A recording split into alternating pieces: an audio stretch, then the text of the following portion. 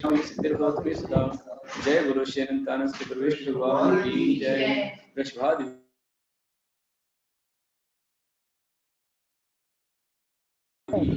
उमा स्वामी आचार्य गुरुदेव की जय। गुरु आचार्य श्री गुरु गुरुदेव की जय। गुरु आचार्य श्री गणपति गुरुदेव की जय। तीन कमलों कोटि जय।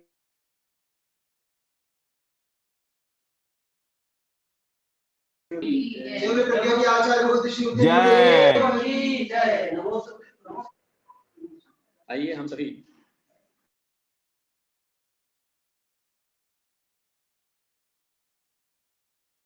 कल ये विपर्य भी होते उल्टे भी होते हैं, और जब ये मति ज्ञान, शक्ति ज्ञान, अवधि ज्ञान ये जब उल्टे होते हैं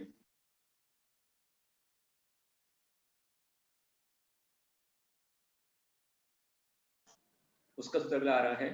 सत्सतो रविशेषात् यद्रक्षोपलब्धे ऋण्मत्वत् रविशेषात् यद्रक्षोपलब्धे ऋण्मत्वत्। अर्थात क्या होता है, जब मिथ्या ज्ञान हो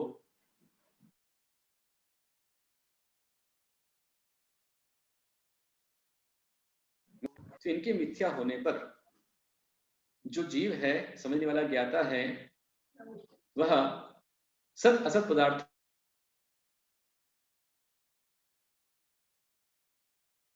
अनुसार जैसा का तैसा अथवा जैसा तैसा विचरण करता है, विचार करता है, सोचता है। जैसे कोई शराब पी लेता है तो शराब पीने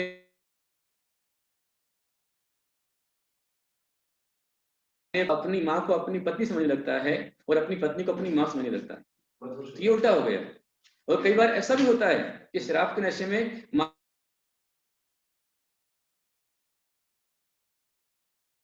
के कारण से उसका तब भी ज्ञान जो है वो सम्यक ज्ञान नहीं है, मिथ्या ही ज्ञान। यही इसमें अंतर पड़ता है। इसी प्रकार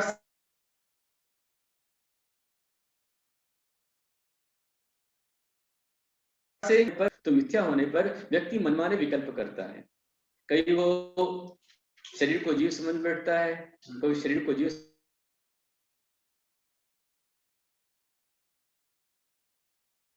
है, कभी उल्टा सीधा मान लेता है, कभी जैनवाणी को मानता, कभी नहीं मानता है। कई लोग ऐसे हैं जो जैन होकर भी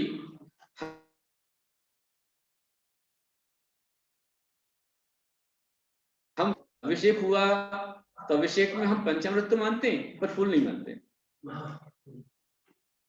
कुछ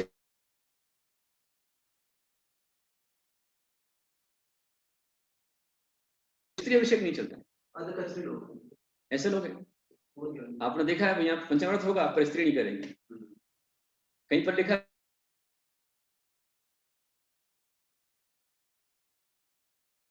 प्रकार का जो है ये सब अज्ञान है। ये क्यों हो रहा है? क्योंकि हमें समय ज्ञान नहीं।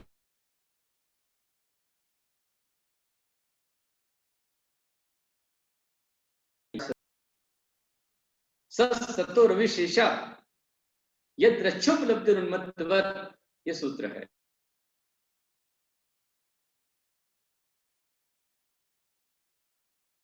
सत को सत मानता है, सत को असत मानता है। कभी अशेष उल्टा मान लेता है, कभी सीधा मान लेता है, कभी उल्टा सीधा मान लेता है। कैसा? उन्मत्तवत्।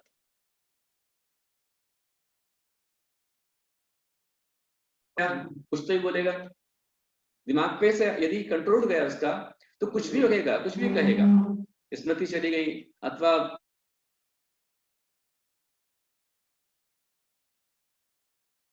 बढ़ जाए तो गड़बड़ होता है, चक्कर आता है, सब दुनिया घूमती दिखती है। तो उन्मत्त के समान, पागल के समान, शराबी के समान कुछ तो ही मानता है। और जो सम्यक ज्ञानी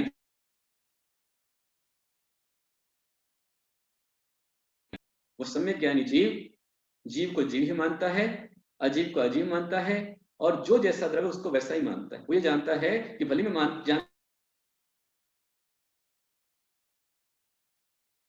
अक्षर पद मात्रा पर यथार्थ श्रद्धान करता हूँ। मैं जिनवाणी की अक्षर भी उल्टा सीधा न जा सकता हूँ न सोच सकता हूँ। ये फर्क पड़ता है।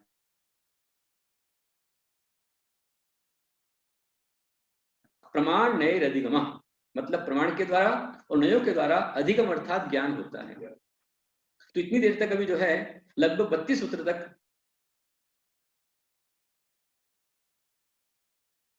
आता है नयों के भेद। बोलिए नैगम, संग्रह, व्यवहार, रज्जु सूत्र, शब्द, समविरूढ़,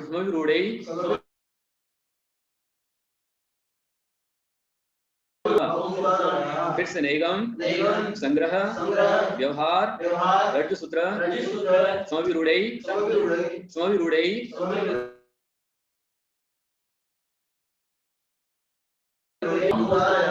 इसका अर्थ क्या हो गया कि ये 7 नए हैं। पहला नैगम नय है, दूसरा संग्रह नय है, तीसरा व्यवहार नय है, चौथा ऋजु सूत्र है,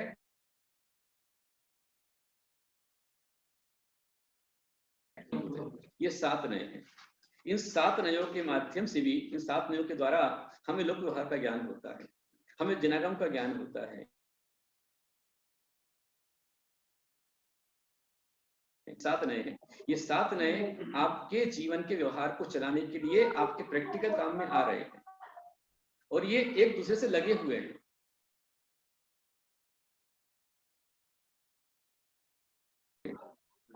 संग्रह को अलग करके बात करोगे, नहीं मैं तो अकेले निगम ही मानता हूं, संग्रह को नहीं मानता हूं, ऋजु सूत्र ही मानता हूं, नहीं, 7 नए मानने पड़ेंगे।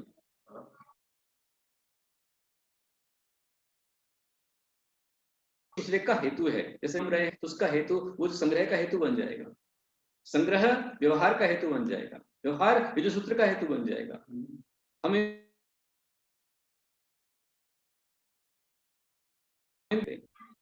ये 7 नए हैं, बहुत ही अच्छा विषय इसके अंदर है।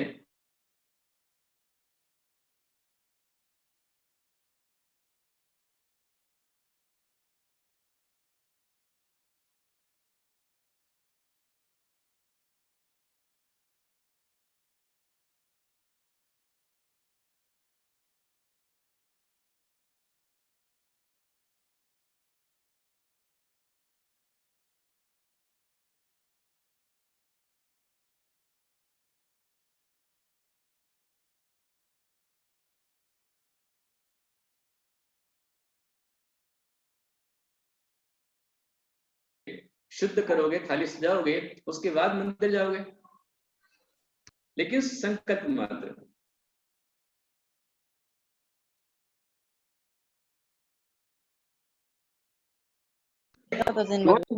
हाँ, सभी को आशीर्वाद। और भविष्य भी हो सकता है, मतलब भविष्य का संकल्प कर लेवे तो भावी निगम में हो जाएगा। और द्रव्य निक्षेप से मिलता जुलता है। जैसे मान लीजिए हम अभी 21 तारीख को मनाएंगे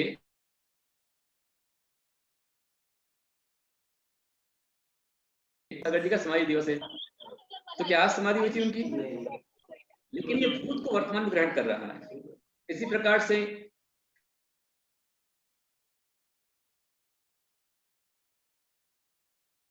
हम पर उनका डिक्लेरेशन हुआ कि भाई उनकी दीक्षा होने वाली है, अपन औरंगाबाद में थे, है ना, और जैसे डिक्लेयर हुआ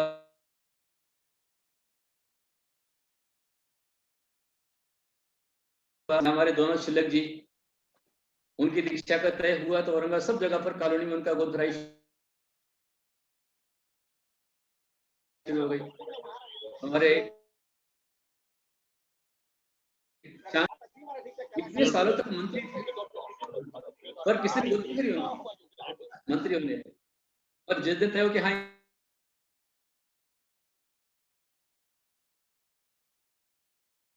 तुरंत ही गोद भराई हो गई। ये गोद भराई क्यों हो गई? अब तो स्वामी जी बनने वाले हैं, लोग चरण छूने लगते हैं, सम्मान करने लगते हैं, ये भावी नए गम नए है। अथवा आप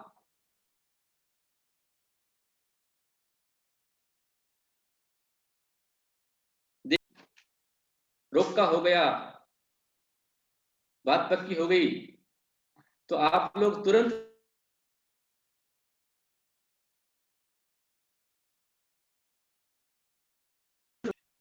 कवर साहब बन गए क्या अभी? ये हमारी बहू रानी है, बहू बन गई क्या अभी? नहीं बनी। लेकिन नएगम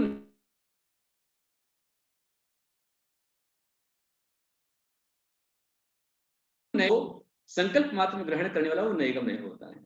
तो इसमें भूत भी ग्रहण होता है, भावी ग्रहण होता है। जैसे आज भी यदि हमारे यहाँ पर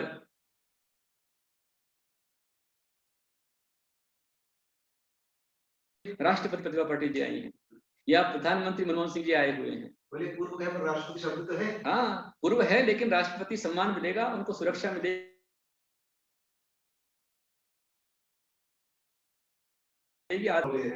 मंत्री है। तो ये जो है नैगम नय है, इसके अंदर जो अनिष्पन्न अर्थ को संकल्प,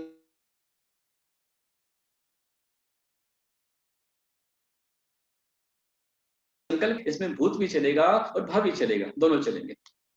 अच्छा, जो मैं आपको समझा रहा हूं वो क्लियर समझ में आ रहा है? आप लोग को सुनने में आ रहा है पूरा अच्छे से?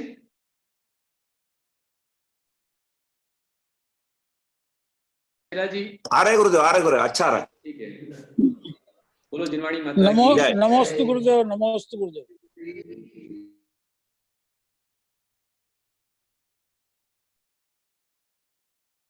तो जो संकल्प रूप में ग्रहण कर लिया वो नैगम नय है। फिर संग्रह नय,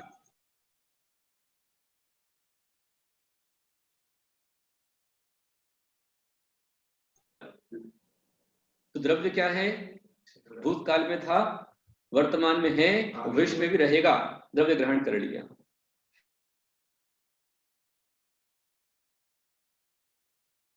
फिर द्रव्य से छौ द्रव्य ग्रहण कर लेगा, संग्रह ने छौ द्रव्य ग्रहण कर लेगा। नैगम ने वर्तमान को ग्रहण करता है। नहीं, दोनों तीनों अभी भूत भविष्य मैंने कहा था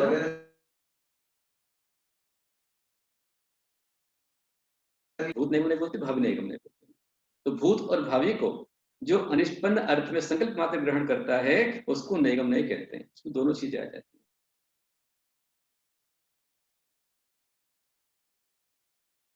हैं। साधु थोड़ी बनो। हाँ, अथवा आप मूर्ति के लिए जाते हैं, कई ट्रस्टी लोग हम भेजते हैं कि भाई जाओ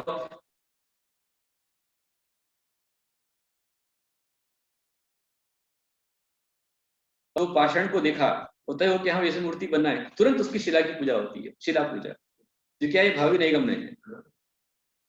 या हम दिवाली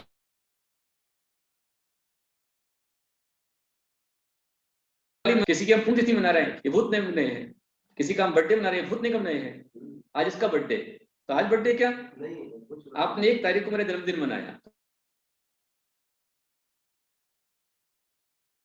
तो ये भूत को वर्तमान ग्रहण करा, इसलिए भूत नहीं भी हो गया, और भविष्य पकड़े तो भावी नैगम नहीं भी हो गया। दोनों चीजें आती है इसमें, लेकिन वर्तमान में नहीं है वो, पर ग्रहण किया जा रहा है।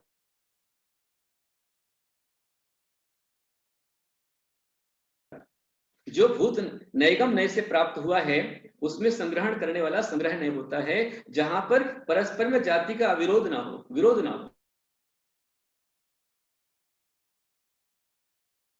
द्रव्य है, द्रवती द्रव्य, तो जीव भी उसमें आ जाएगा, उद्गल भी आ जाएगा, धर्म अधर्म आकाश काल छौ द्रव्य द्रव्य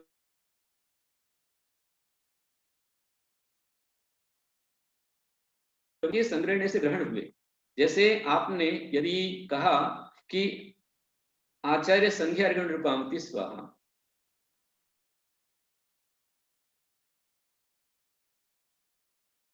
आचार्य संघ के अंतर्गत सब आ गए, अलग से किसी को देने की आवश्यकता नहीं है। चतुर्विध संघ कहा, सब आ गए उसमें, मुनि आरिका छुल्लक छुलिका सब आ गए।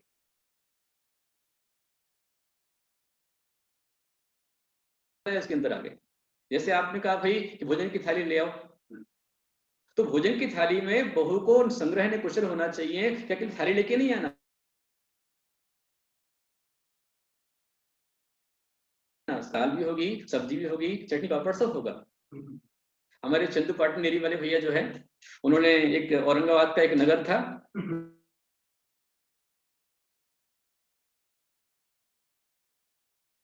और मैं वहां पहुंचा था,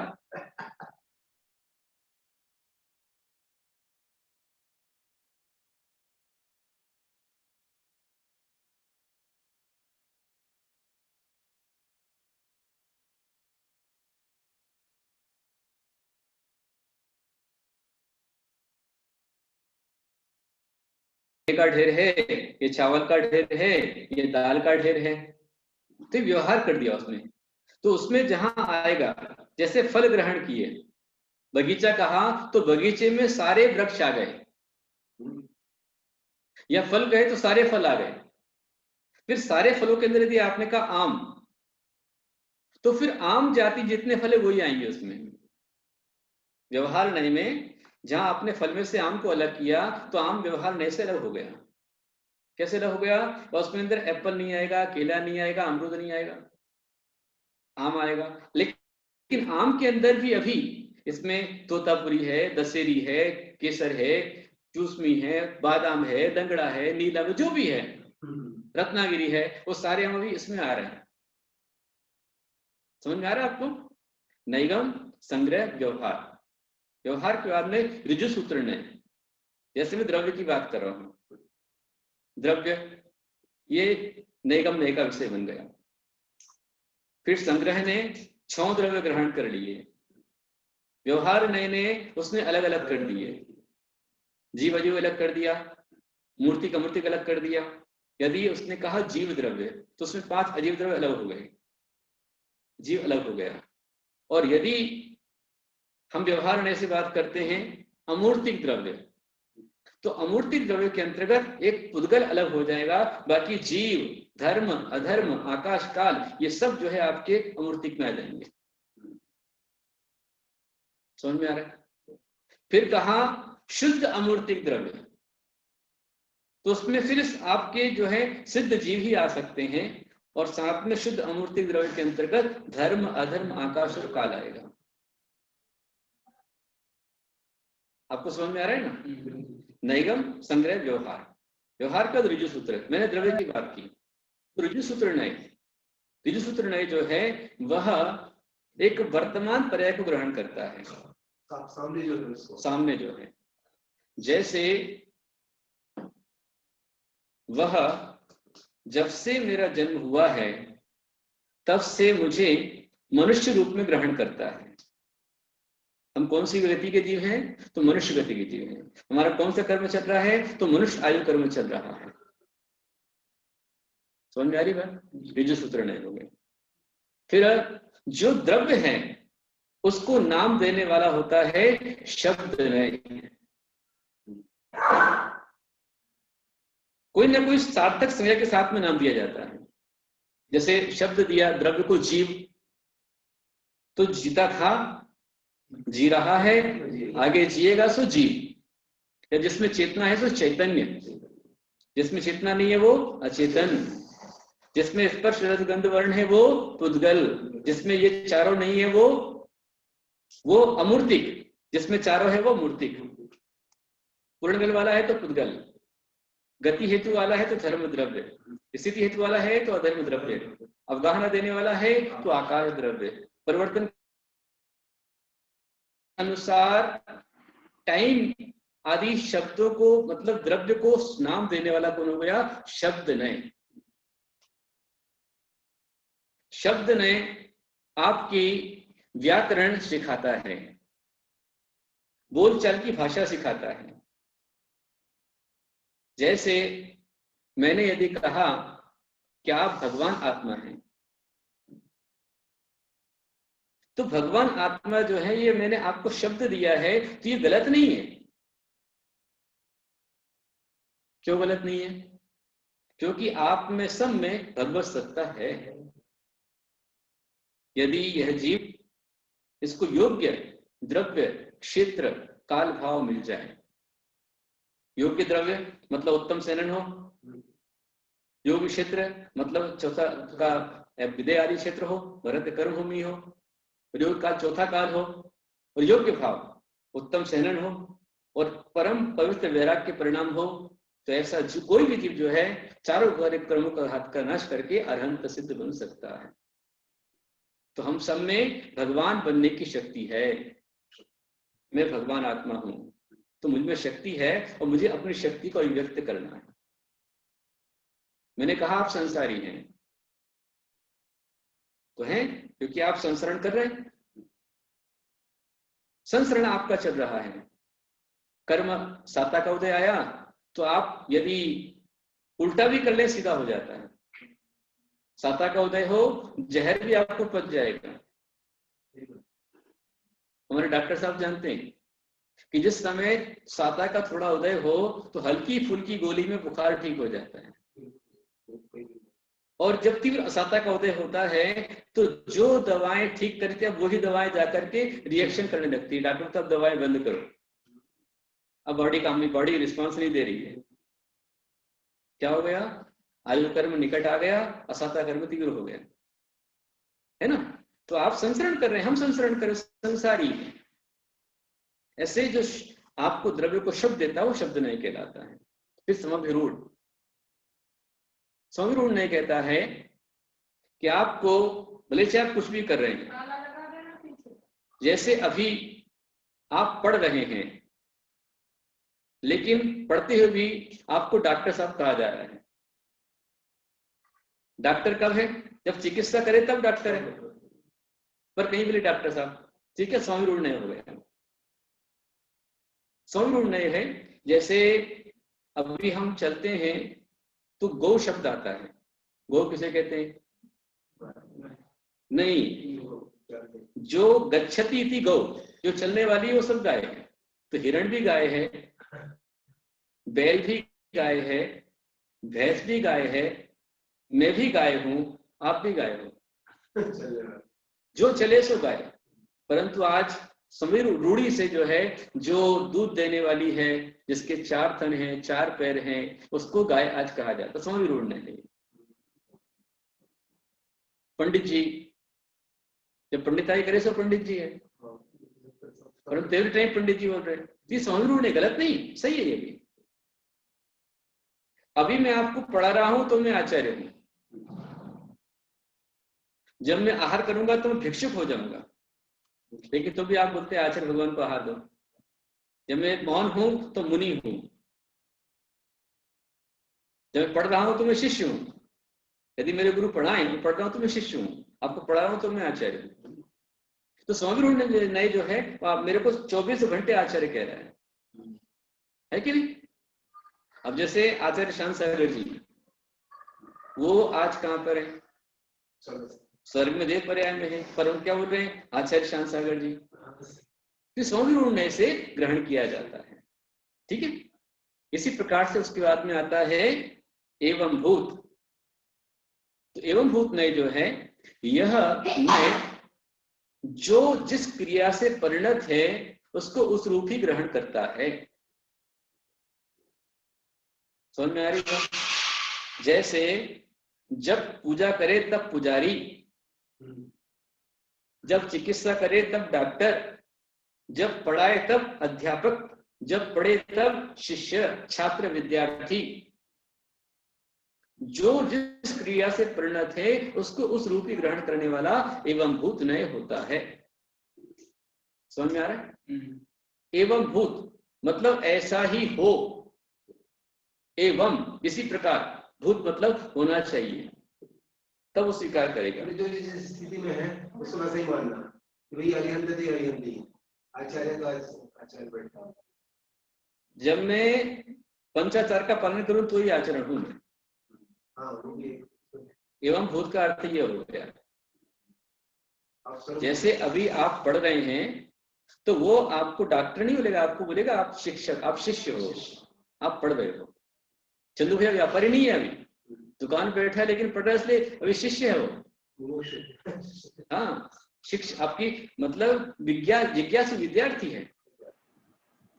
एवं भूत ने कहता है कि जब तीर्थंकर भगवान 4 घातीय कर्मों का नाश करके तिरुगुण स्थान में होते हैं, तभी वो तीर्थंकर कहता है। पर क्या अकेला इसको मानना ही सत्य है क्या? नहीं, सातों नए सम्यक हैं और सातों नए एक साथ में जुड़े हुए हैं। इसको ये नए जो होते हैं ना, ये नए सिर्फ कहने की प्रणाली है। हाँ, ध्यान रखना, वक्तु के अभिप्राय को नए कहते हैं, कथन शैली को नए कहा जाता है, और प्रमाण जो होता है व्यापक होता है। सकलादेश प्रमाणा, संपूर्ण विषय ग्रहण करने वाला प्रमाण होता है, और प्रमाण के एक पार्ट ग्रहण करने वाला नय होता है। विकलादेश नया, कथन प्रणाली को नए कहते हैं, वक्ता के अभिप्राय को नए कहते हैं, क्रमवर्ती नय होता है, इस तरह नय कहा जाता है।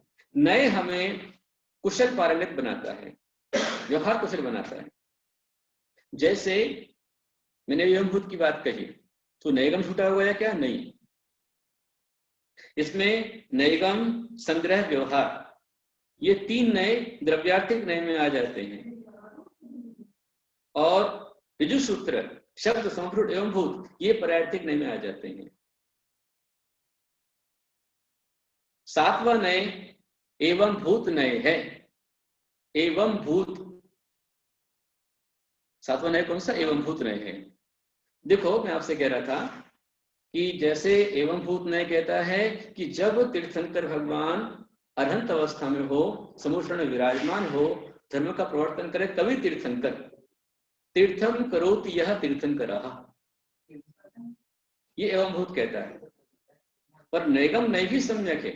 देखिए आप कि जिस समय तीर्थंकर भगवान माता के गर्भ में आते हैं, तो गर्भ में आने के 6 महीने पहले से रत्न की वृष्टि हो रही है। किसके लिए हो रही है? जो तीर्थंकर उन्हीं के लिए हो रही है, क्योंकि उनकी सत्ता में तीर्थंकर प्रकृति है।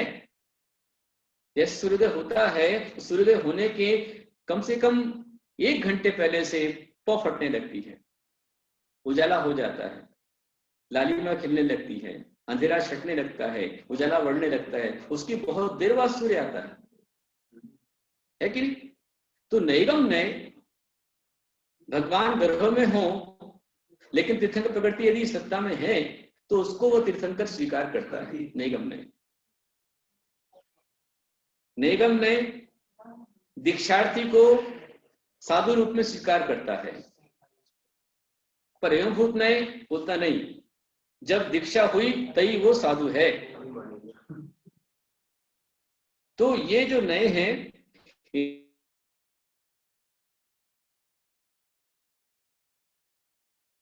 इनना है।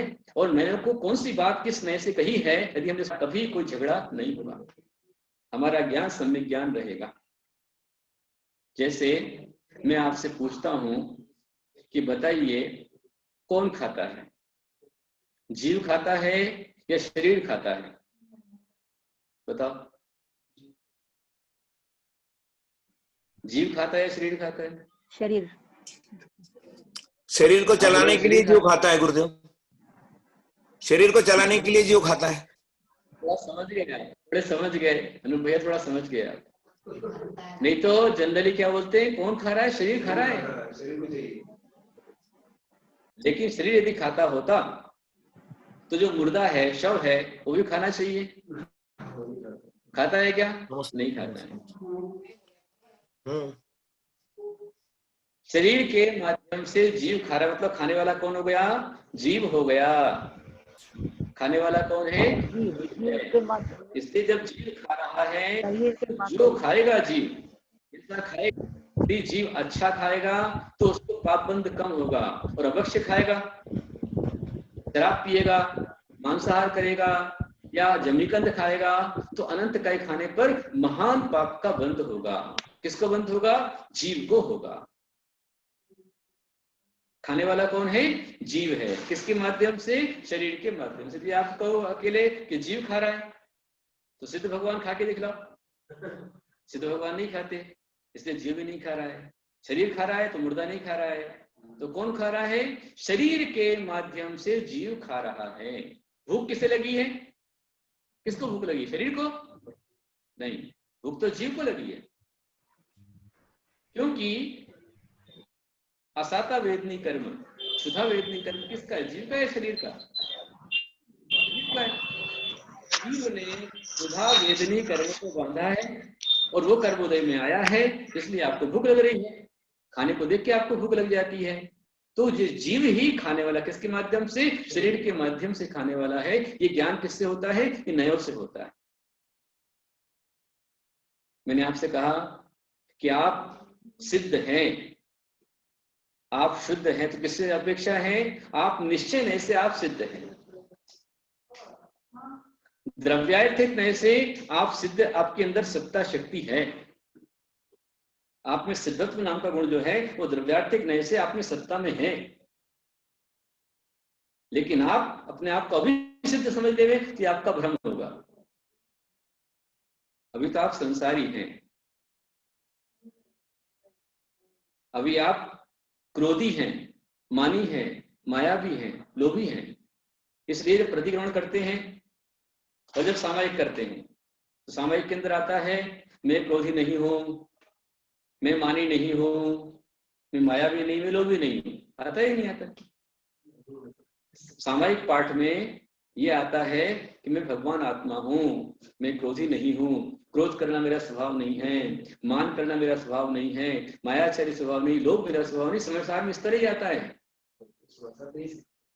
पर प्रतिक्रमण में आता है पापिष्ठेन दुरात्मना जड़धिया माया विना लोभिना रागद्वेष मलीम सेन मनसा दुष्कर्म निर्मितम त्रैलोक्याधिपते जिनेन्द्र भवता श्रीपाद मूले धुना निंदा पूर्व सतम बर्वर्तिशो सत्पथे। प्रतिक्रमण में आता है कि मैं पापी हूँ, पापिष्ठेन, दुरात्मा में दुरात्मा हूं, जड़धिया में बुद्धिहीन हूं, जड़धी हूं, मायाविना मायावी हूं, लोभिना लोभी हूं। तो क्या मेरा स्वभाव है? नहीं, परम विभाव में जी रहा हूं। मेरा स्वभाव तो क्रोध करना ही, परंतु क्रोध कर रहा हूं तो क्रोध करना मैंने अपना आपा खो दिया, मैंने अपने स्वभाव को छोड़ दिया। सामायिक निश्चय हो गई, हाँ, प्रतिक्रमण व्यवहार में हो गई। बिल्कुल नहीं, आपकी सामायिक भी जो हो रही है वो आपकी कथनचित जो है वो व्यवहार में ही चल रही है। हाँ, जो आप सामायिक कर रहे हो वो अशुद्ध निश्चय से आप कर रहे हो, और जो आपका ध्यान हो रहा है वो ध्यान जो है वह आपका निश्चय नहीं आता है। हाँ, हमारे दर्पण भैया ने पूछा है कि अनंत भगवान भी संसारी होते हैं? बिल्कुल होते हैं। अनंत भगवान को नो संसारी कहा है, सिद्ध भगवान संसारी नहीं है। पर जितने संसारी हैं उनमें जो अरहंत भगवान हैं जिन्होंने 4 घातीय कर्मों का नाश कर दिया है उनको भी नो संसारी कहा है। संसारी नहीं पर नो संसारी, मतलब किंचित संसारी। उनका तय हो गया है कि उनका संसार छूटेगा पक्के में, क्योंकि उन्होंने 4 घातीय कर्मों का नाश कर दिया है। नमस्ते गुरुदेव। गुरुदेव, 4 घातीय कर्मों का नाश करने के बाद फिर संसारी कैसे हुए? हाँ, यही तो बात है। 4 घातीय कर्मों का नाश किया है ना अभी उन्होंने। हाँ, क्योंकि आखिरी उतने ही रहते हैं, वो निकलने के बाद में तो सिद्ध ही होना है ना भैया जी। जब तक उनके आयु कर्म का उदय चल रहा है, हाँ, और जब तक उनके नाम गोत्र और वेदनी कर्म उनके साथ में चल रहे हैं और जब तक वो संसार में हैं तब तक शरीर होने कारण को नो संसारी कहा है। अच्छा, जैसे मैं उदाहरण दे रहा हूं कि जैसे कोई 20 साल की कैद पाकर जेल में गया, जेल में चला गया 20 साल के लिए, उम्र कैद उसको हो गया। फिर जेल में जाने के पश्चात उसने अपने आचरण को, अपने पश्चाताप किया, खेद व्यक्त किया और अपने आचरण को अच्छा बनाया, किसी को दुख नहीं दिया, कष्ट नहीं दिया, पीड़ा नहीं पहुंचाई और अच्छे अच्छे काम करता रहा। इसलिए उसके अच्छे काम करने से उसकी सजा माफ हो गई। 20 साल की बजाय 15 साल में ही उसको छुट्टी मिल गई। अब 15 साल में उसको छुट्टी मिल रही है तो मिलने पर क्या हुआ कि अपनी बैरक से निकला, जहां जिस कैद के अंदर था, जिस कैद में था, इस कारण से वह अभी बैरक से निकल रहा है। उसके बाद में ऑफिस में जाएगा, वहां पर उसका रजिस्टर में नाम वगैरह चढ़ाया जाएगा, साइन होंगे, उसके बाद जेल का दरवाजा खुलेगा तब बाहर मुक्त कहलाएगा। तो अभी वो संसार की जेल में हैं और जिस दिन उनके 4 आघाती कर्म का भी नाश हो जाएगा, ये शरीर भी छूट जाएगा, उस दिन वो सिद्ध कहलाएंगे। तब तक वो नो संसारी हैं और अभी अनंत भगवान मोक्ष नहीं गए, ये ध्यान रखिए। अच्छा ध्यान रखिए, मोक्ष भी 4 प्रकार का होता है। मोक्ष 4 प्रकार का होता है, ध्यान रखना। कितने प्रकार का? 4 प्रकार का। उसमें पहला होता है मोक्ष, 4 प्रकार का बता रहा हूं मैं आपको, नाम बता रहा हूं। पहला दृष्टि मोक्ष, दूसरा कषाय मोक्ष, तीसरा द्रव्य मोक्ष और चौथा भाव मोक्ष। 4 मोक्ष हो गए, दृष्टि मोक्ष, कषाय मोक्ष,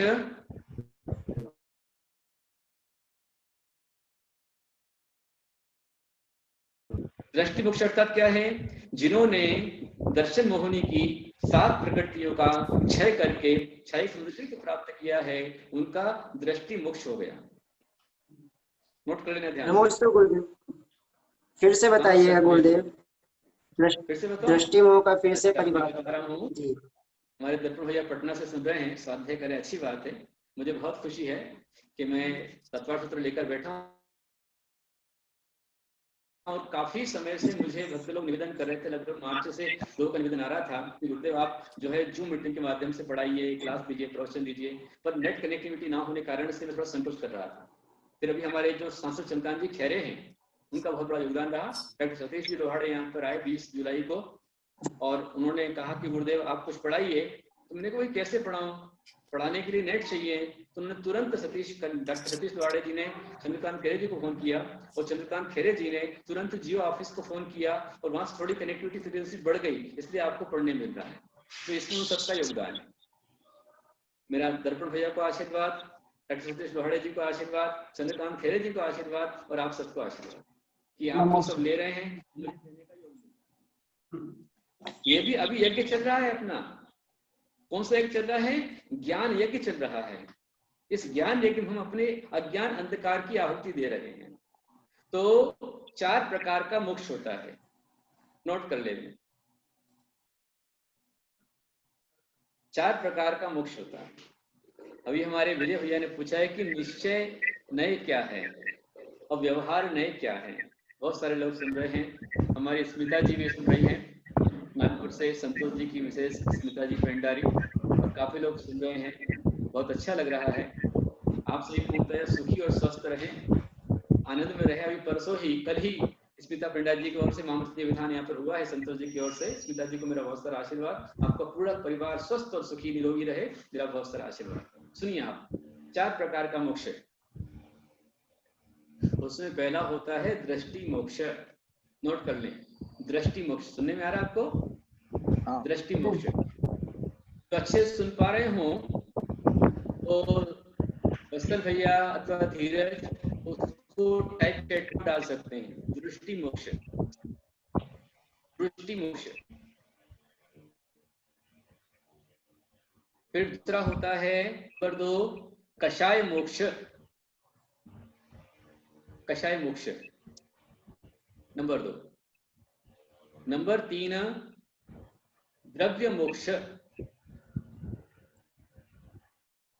और नंबर 4 भाव मोक्ष। ये हमारे सिद्धांत ग्रंथ में धवला आदि में आया हुआ है, छठ खंडागम में आया हुआ है। दृष्टि मोक्ष, कषाय मोक्ष, द्रव्य मोक्ष, भाव मोक्ष। तो दृष्टि मोक्ष जो है वह चौथे गुण स्थान से लेकर के 7वें गुण स्थान में हो सकता है, लेकिन पंचम काल में संभव नहीं है। दृष्टि मोक्ष मतलब क्या? दर्शन मोहिनी की 3 मिथ्यात्व, मिथ्यात्व सम्यक 3 प्रकृतियां और अनंत अनुबंधी क्रोध, मान, माया, लोभ, चरित्र मोहिनी की 4 प्रकृति, सिर्फ 7 प्रकृतियों का क्षय करने पर दृष्टि मोक्ष होता है। गुरुदेव आवाज साफ नहीं आ रही है। नमस्ते गुरुदेव। अच्छा, आवाज नहीं आ रही क्या? जी, समझ में नहीं आया क्या था। आवाज नहीं समझ में आ रही गुरुदेव। अच्छा, आप सही म्यूट कर लीजिए, आपको आवाज आ जाएगी। यहाँ से तो आवाज खुली दिख रही है भैया हमको। आ रही है, आ रही है।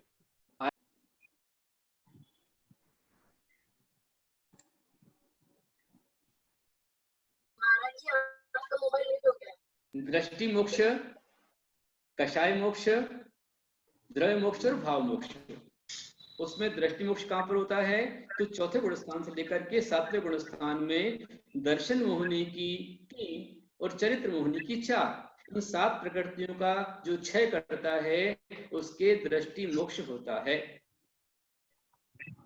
जैसे राजा श्रेणिक, भले ही वो पहले नरक में हैं, लेकिन उनका दृष्टि मोक्ष हो गया है।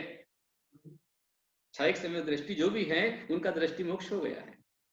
फिर जो मुनिराज छपक श्रेणी चढ़ते हैं और छपक श्रेणी में चढ़ते हुए जब वो 10वें गुण स्थान के अंदर में संपूर्ण कषाय का क्षय कर देते हैं, ऐसे 12वें गुण स्थानवर्ती मुनिराज को उनके हो जाता है कषाय मोक्ष, कषाय से मुक्ति हो गई। अब पुनः कषाय कर्म उनको नहीं चढ़ेगा, छपक श्रेणी के अंदर ही हो सकता है। फिर जहां पर घाती अघाती चारों कर्मों का क्षय हो गया, मतलब द्रव्य कर्म चला गया, तो द्रव्य कर्म के जाते ही वह हो जाता है द्रव्य मोक्ष। और कहीं पर लिखा हुआ है कि पहले भाव मोक्ष फिर द्रव्य मोक्ष। तो जो हमारे अरहंत भगवान हैं उनके 4 घातीय कर्मों का क्षय हो गया, इसलिए उनके भाव से मोक्ष है, भाव मोक्ष है। ऐसा भी हमारे आचार्य बतलाते हैं, जिन्होंने 4 घातीय कर्मों का नाश कर दिया है और जिनका मोक्ष पक्का है, उनका भाव मोक्ष मतलब भाव से मुक्त ही है, इसलिए उनको नो संसारी कहा है। और जिनके संपूर्ण घाती अघाती कर्मों का क्षय हो जाता है, उनके कहा जाता है द्रव्य मोक्ष। जो सिद्ध भगवान हैं उनके द्रव्य मोक्ष माना गया है। समझ में आ गया? ये 4 प्रकार का मोक्ष होता है।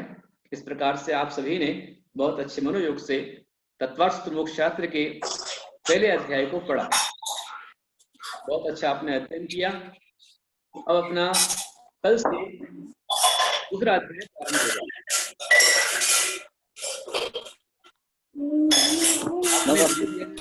निश्चय नय किसे कहते हैं? हाँ नमस्ते। तो निश्चय नय, व्यवहार नय आपने पूछा है। निश्चय नय मतलब आपका टारगेट, आपका लक्ष्य।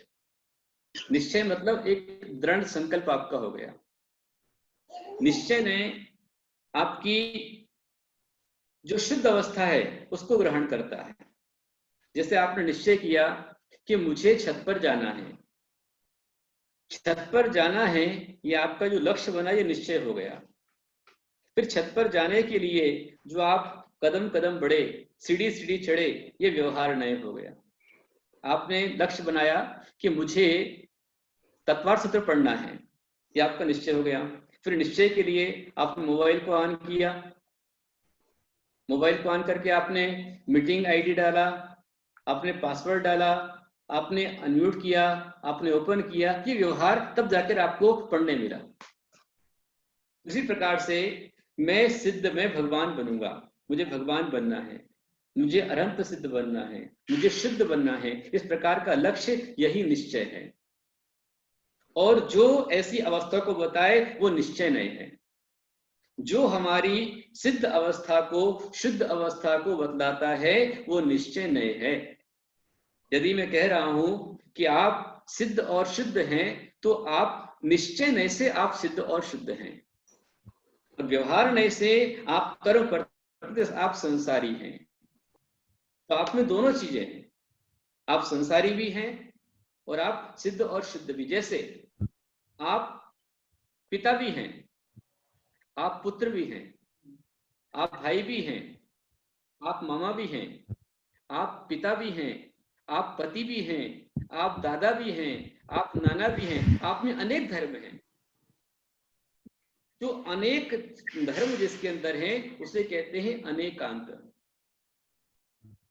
और फिर हम कहेंगे, जैसे आपका दोहिता आया तो दोहिता बोलेगा नहीं ये मेरे नाना जी हैं, तो दोहिता अपेक्षा आप नाना जी हैं, पर आपके पोते अपेक्षा आप दादाजी हैं। इसी प्रकार से मैं स्वभाव अपेक्षा मैं शुद्ध हूं, तो जो इसको टारगेट करता है वो निश्चय नहीं है।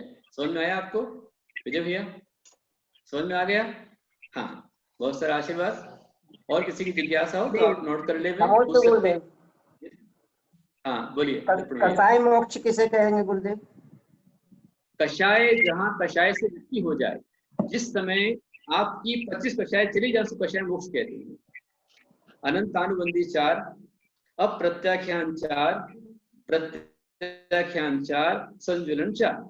मतलब अनंतानुबंधी, अप्रत्याख्यान, प्रत्याख्यान, संज्वलन, इनके क्रोध मान माया लोभ इस तरह 4 को 16 भेद होते हैं। और 9 कषाय, हास्य रति रति, शोक भय जुगुप्सा, स्त्रीवेद प्रश्न पुष्पवेद, इस तरह के 25 कषाय हैं।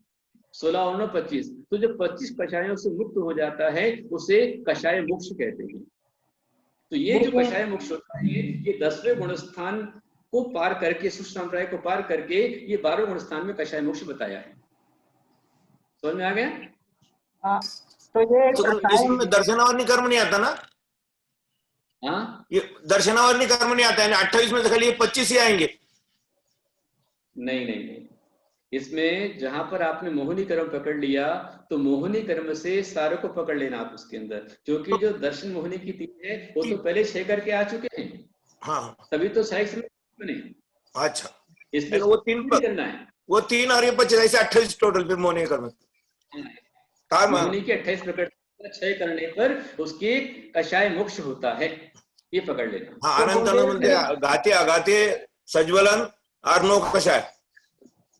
हाँ, अनंतानुबंधी 4, अप्रत्याख्यान 4, प्रत्याख्यान 4 और संयुरण 4, 4 चौको क्राम क्रोध मान माया लो, ऐसे 28 हो जाती है ना? समझ में आ गया? हाँ हाँ, ठीक है। गुरुदेव, तो सिद्ध भगवान को तो द्रव्य कषाय होगी, सॉरी द्रव्य होंगे, सिद्ध भगवान को द्रव्य मोक्ष होगा। सिद्ध भगवान को 4 ही मोक्ष है उनके, पहले दृष्टि मोक्ष कर चुके हैं, कषाय मोक्ष भी हो गया है और उन्होंने भाव से मोक्ष रत्नावस्थान प्राप्त किया, फिर जाकर उनका द्रव्य मोक्ष हो गया। जैसे आप जब कोई चित्र बनाते हैं तो पहले आपका भाव से चित्र बनता है, फिर आप पेंटिंग करके द्रव्य से चित्र बनाते हैं, है ना? मतलब आपको मकान बनाना है तो आप पहले अपने मकान का पहले भाव से आइडिया बनाते हैं, आपको कैसा मकान बनाना है, फिर वो अपनी आप रिक्वायरमेंट आप आर्किटेक्ट को देते हैं कि मुझे इस तरह का मकान बनाना है, ये मेरी रिक्वायरमेंट है, ये आप भाव चित्र बनाते हैं, फिर उसी चित्र को आर्किटेक्ट आपके सामने द्रव्य रूप में रखता है। जैसे पहले भाव नरक होता है, फिर द्रव्य नरक होता है, भाव स्वर्ग होता है, द्रव्य स्वर्ग होता है, ऐसे भाव मोक्ष होता है, फिर द्रव्य मोक्ष होता है।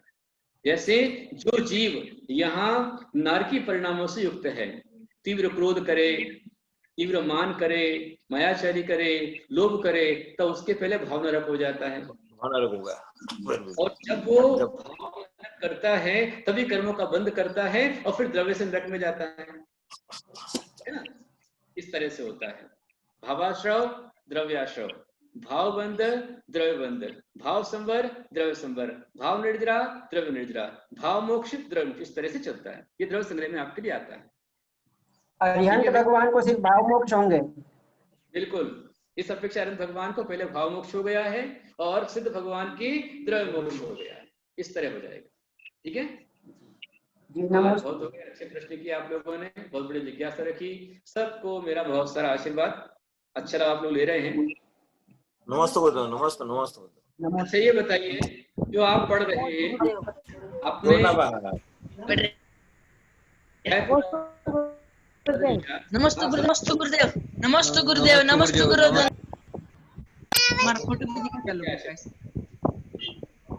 सभी उपाध्याय प्रेमी भक्तों के लिए, जिज्ञासु के लिए मेरा दोनों हाथों से बहुत सारा आशीर्वाद। नमस्ते।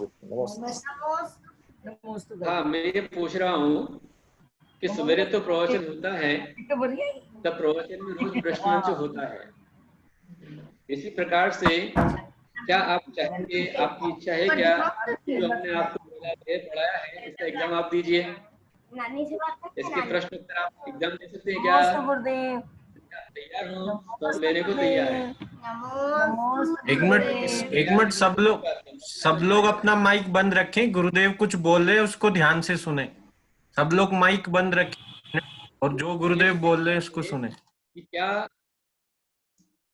जो भी स्वाध्याय प्रेमी हैं, करीब 50 डिवाइस अभी चल रहे थे, आप सभी पहला अध्याय का स्वाध्याय कर चुके हैं, तो क्या आप पहले अध्याय का पेपर देना चाहते हैं कि सिर्फ पढ़ना चाहते हैं? यदि पेपर देना चाहते हो तो आपका एग्जाम भी लिया जा सकता है, और यदि सब साइलेंट है, पेपर देना नहीं चाहते हैं, तो कोई बात नहीं, आप लोग आपस में चर्चा कर ले।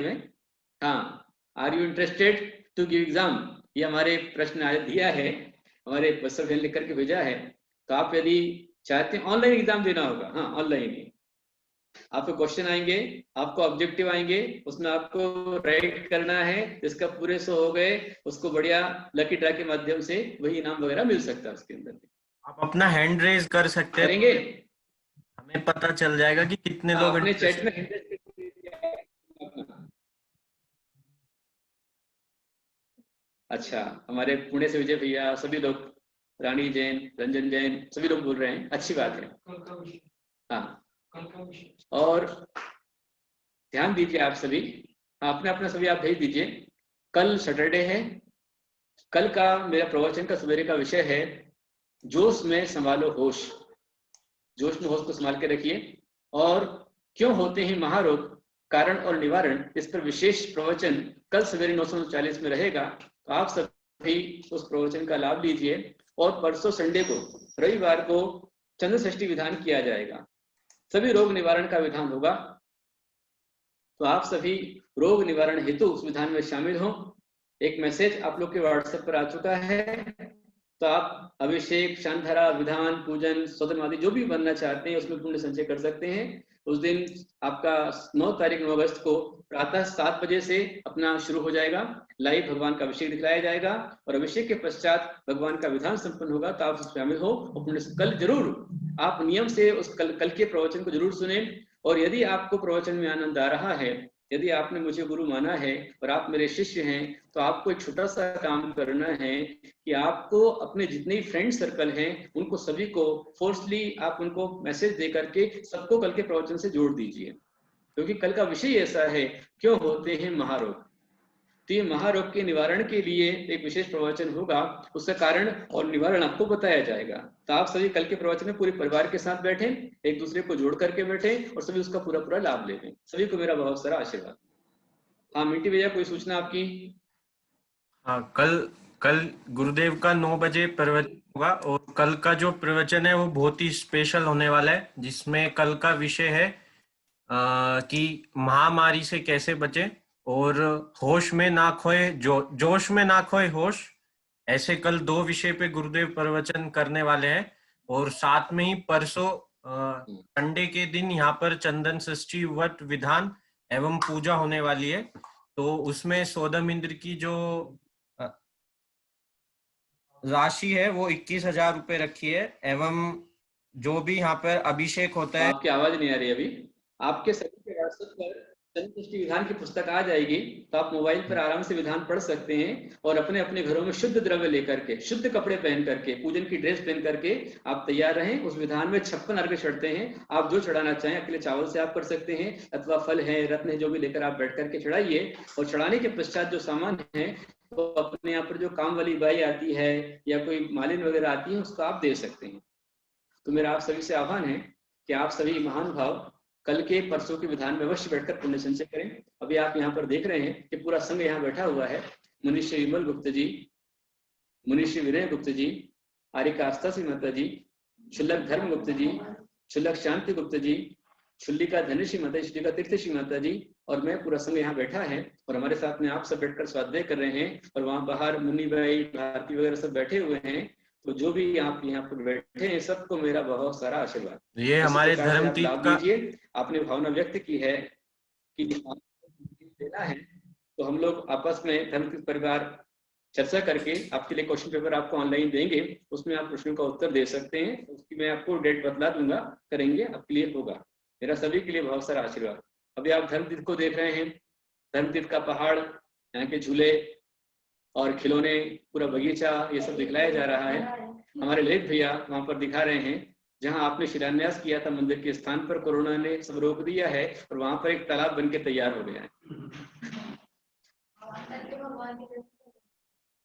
अब आप अंदर हमारा चैत्यालय है, मिट्टी भैया माता जी दिखा रहे हैं, जहाँ 4 पूरे चतुर्मास कलश की स्थापना है। उसको हॉटस्पॉट कीजिए हरिका आस्था माता जी वाले को, मिट्टी भैया।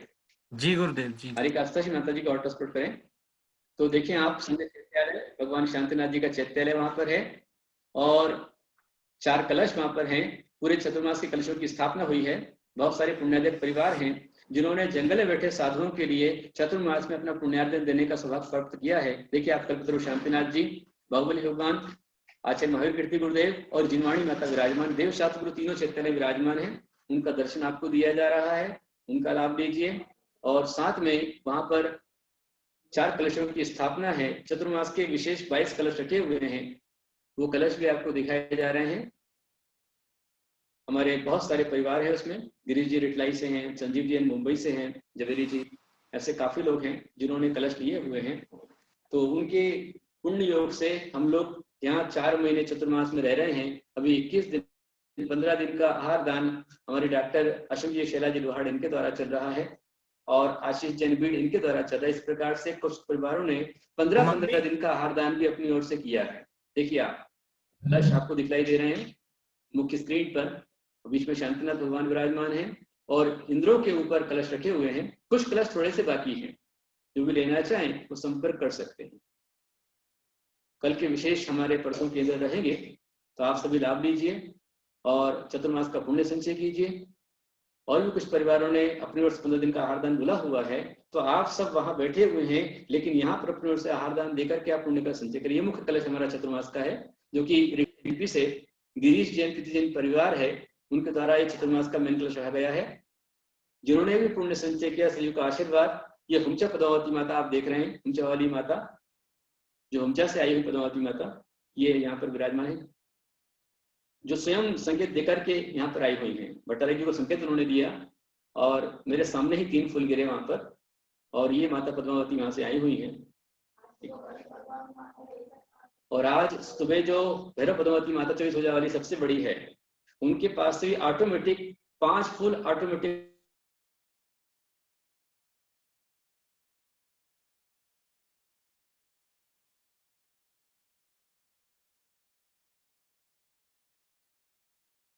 पांच से 5 फूल गिरे हैं। तो जो लोग भी इस विधान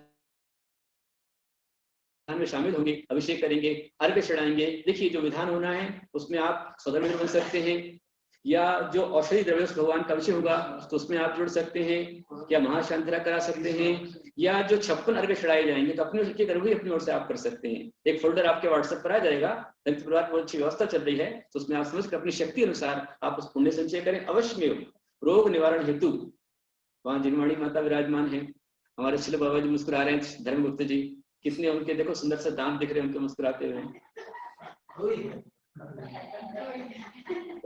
कुल है 2 लेकिन वो भी अनमोल है, मेरे 2 अनमोल रतन हमारे छिलो बाबा जी के। हमारी धन्यश्री माता जी मुस्कुरा रही हैं, विनय गुप्ता जी देखो कितने चहक रहे हैं, महक रहे हैं, बिल्कुल अच्छी से खिलखिला रहे हैं। और वहाँ विमल गुप्ता जी, उनके चेहरे पर मुस्कान आप देख सकते हैं कि सभी तप साधना में तन्मय हैं। अच्छे हमारे शांति गुप्त बाबा जी मंत्री बन के जितने खुश थे, छिलक जी बन के और खुश हैं, आनंद है उनको, बहुत बढ़िया। तीर्थश्री माता जी हमारी बोलती है कि मेरा भाग्य, मुझे इतना अच्छा संग मिला है, बहुत खुश प्रसन्न रहती है तीर्थश्री माता जी। माई स्माइल प्लीज। सभी साधु वर्ग आनंद में हैं और आपको सबके दर्शन मिले हैं, आप लोग सौभाग्यशाली हैं। आप सबको मेरा बहुत सारा आशीर्वाद। आप सब लोग नमोस्तु बोल सकते हैं, सबके माइक अनम्यूट है।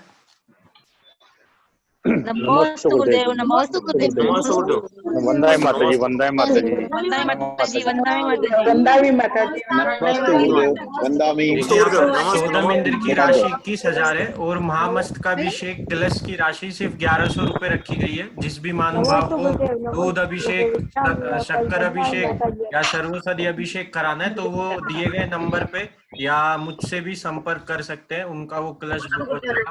और ऐसी महाशांति धारा भी आप करा सकते हैं जिसकी राशि मात्र 2100 रुपए रखी गई है। और हार दान और एवं 1100 रुपए रखी गई है। तो जिस भी महानुभाव को अपने नाम देने हो वो दिए गए नंबर पे या फिर नितिन भैया या मुझसे भी संपर्क कर सकते हैं। सभी को धर्मतीर्थ भक्त परिवार की ओर से जय जिनेन्द्र। कल इसी टाइम 4:15 बजे हमारी क्लास होगी। नमस्कार। नमस्ते गुरुदेव, नमस्ते गुरुदेव।